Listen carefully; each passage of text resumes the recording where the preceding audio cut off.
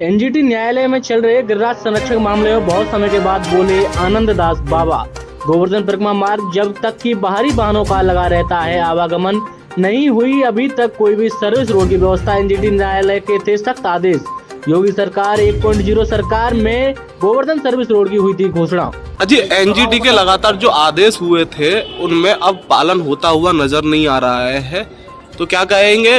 परिक्रमा मार्ग में ई रिक्शाओं का लगातार जबरदस्त यहाँ पर जोर देखने को मिल रहा है। वाहन चल रहे हैं, बाहरी वाहन चल रहे हैं, कोई व्यवस्था नहीं है। जिस व्यवस्था के लिए आप न्यायालय तक पहुँचे वो तो जस की तस है यहाँ सब कुछ। मैं आपको नमन करता हूँ कि आपने ऐसा प्रश्न हमारे सामने रखा। हमें तरस आ रही है हमारे यहाँ की ब्यूरोक्रेसी पर और राजनेताओं की बुद्धि पर। माननीय न्यायालय एनजीटी की अध्यक्षता में कमेटी गठित कर करके बहुत लंबे अरसे तक जो ये लड़ाई चली और बड़े व्यवस्थित रूप से चली, और उसके बाद जो मंथन निकल करके आया वो 17 ऑर्डर दिया माननीय न्यायालय ने कि ये काम कर दीजिए, तो गोवर्धन में रहने वाले, गोवर्धन में आने वाले और भविष्य में पर्यावरण संबंधी हर तरह की समस्या का समाधान हो जाएगा।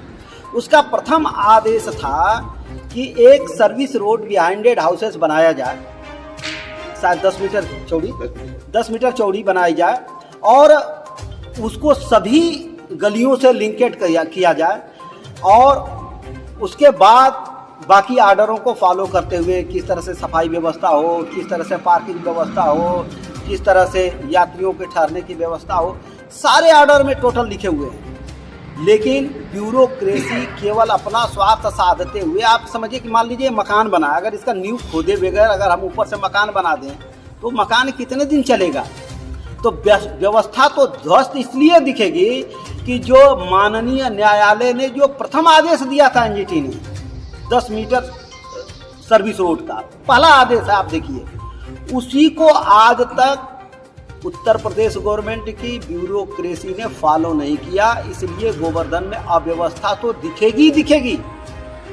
जब तक पूरे राउंड में जो जितने भी ऑर्डर पास किए गए, बड़े बड़े चिंतक लोग आए, बड़े बड़े इंजीनियर लोग आए, पूरा उत्तर प्रदेश सरकार के इंजीनियर लोग आए, प्राइवेट इंजीनियर से आए, और सब लोगों ने मिलकर के मंथन किया, बड़े बड़े वकील आए, कमेटियां बन करके आई, आपके सामने है सारी बातें।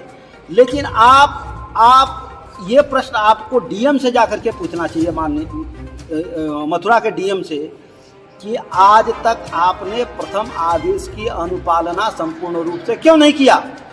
और मैं आज गारंटी लेता हूं कि प्रथम आदेश की अनुपालना संपूर्ण रूप से कर दें तो 16 को वो करेंगे ही करेंगे, और फिर गोवर्धन में ये सब समस्याएं 100 साल तक दिखने वाली। आज तक आपने प्रथम आदेश की अनुपालना संपूर्ण रूप से क्यों नहीं किया। और मैं आज गारंटी लेता हूं कि प्रथम आदेश की अनुपालना संपूर्ण रूप से कर दें तो 16 को वो करेंगे ही करेंगे, और फिर गोवर्धन में ये सब समस्याएं 100 साल तक दिखने वाली नहीं है। लेकिन तरस इनकी आती है, करना पड़ेगा इनको, ऐसा नहीं है कि नहीं करना पड़ेगा, लेकिन जब तक ये करेंगे तब तक बाकी सब डैमेज हो चुका होगा। उनको चाहिए था कि इंटीग्रेटेड डेवलपमेंट, पूरी सारे चीज को एक साथ लेकर चलते, और प्रथम जैसे मकान बनाने से पहले नींव खोद करके उसके फाउंडेशन को तैयार किया जाता है, इसी तरह से गोवर्धन में हुई अव्यवस्थाओं को लेकर अब आप न्यायालय में जाएंगे? फिर जाना ही चाहिए। अब मैं आपसे कह रहा हूं कि अब पहले हमारे यहाँ के लोगों को प्रशासन ने भ्रमित किया, हमारे खिलाफ नारेबाजी करवा दिया, आपको याद होगा कि ये करवा रहे हैं। बाद में सब लोग एक्सपोज हो गए कि हमारा किसी का घर मकान तोड़वाने से कोई मतलब नहीं था। हमारा लड़ाई केवल उत्तर प्रदेश सरकार से थी कि हमारे गिरिराज जी में ये असुविधा है, इसको सुविधा प्रदान किया जाए। लेकिन इन लोगों ने हुआ बना करके हमारे ब्रजवासियों से हमसे लड़ा करके कुछ निकालना चाहा, जो निकलेगा नहीं, क्योंकि सत्य तो सत्य होता है। अब यहाँ के ब्रजवासियों को चाहिए कि वो इसमें साथ दें, और सबसे पहले हम लोग इसका एक डॉक्यूमेंट्री, हमारे एडवोकेट हरिओम शर्मा जी बैठे हैं, इनके सामने एक डॉक्यूमेंट्री तैयार हो, हम लोग जा करके डीएम से, आप लोग जब कहेंगे हम उपस्थित हो जाएंगे, और यहाँ डिस्ट्रिक्ट मजिस्ट्रेट से हम पूछेंगे कि भैया आप कृपा करके बताओ कि ये 17 आदेश में पहला आदेश आपने आज तक पालन नहीं किया, तो दूसरे आदेशों को पालन करने का औचित्य क्या रहा? आपने इतना पैसा बर्बाद क्यों किया उत्तर प्रदेश सरकार का, भारत सरकार का? और इसकी जवाबदेही किसकी है?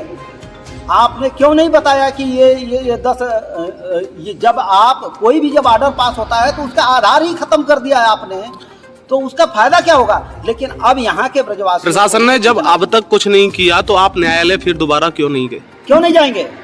आपने ये कैसे मान लिया कि नहीं गए? अभी हमारे एडवोकेट ने 2-3 दिन पहले पेपर में निकाला है, यहाँ पर बात हुई है। रसिक जी आपने जी। अभी आप देखिए, रसिक जी आपको दे देंगे कि अभी पूछा गया है कि आपने अगर ये काम नहीं किया तो न्यायालय के सामने वापस हमको खड़ा होना पड़ेगा और आपसे सारे प्रश्नों का जवाब मांगा जाएगा कि आपने गोवर्धन में जब 1 करोड़ लोग हर महीने आते हैं तो इनकी पूरी व्यवस्था, पूरी फैसिलिटी की ठीक तरीके से व्यवस्था क्यों नहीं दी गई?